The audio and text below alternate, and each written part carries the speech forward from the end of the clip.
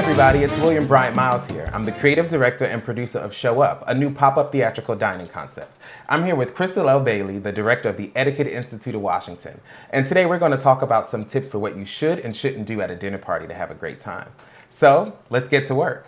So Crystal, we live in a world where everybody's always got to be on. You got to do it for the gram, you got to do it for the Vine. That's right. What do you wear if your host doesn't tell you what the attire is?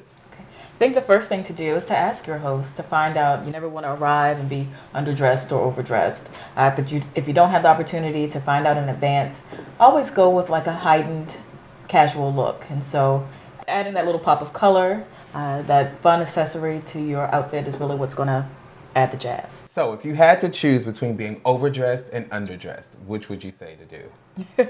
I would have to say probably overdressed. I can show up and say, I just came from the inaugural ball, as opposed to me showing up and I look like I came from where?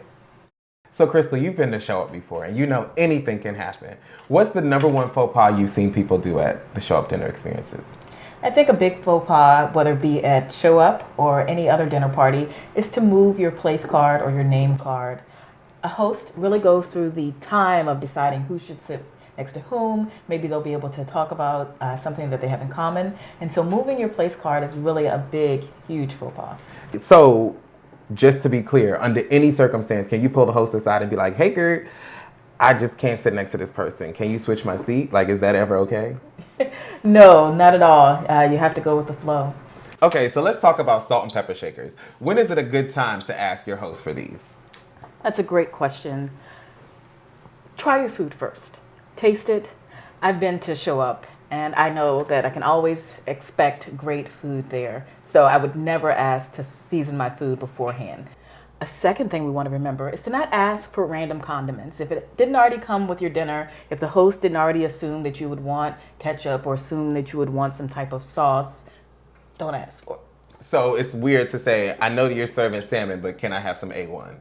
That's a faux pas. Yes. Okay, so Crystal, now I want to talk about something that's a little more serious. Okay. Food allergies, dietary restrictions, gluten-free, all that stuff. When is it okay to let your host know about those?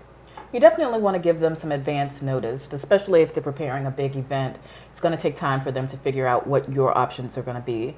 Additionally, know the difference between dietary restrictions and just your personal preferences. And don't put those personal preferences on a host.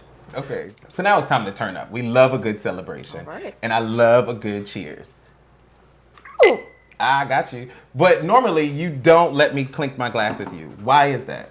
Okay, so thinking about having beautiful, expensive crystal, you don't want to break it, especially not mine.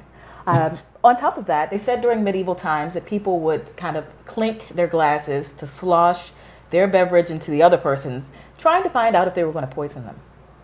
So okay.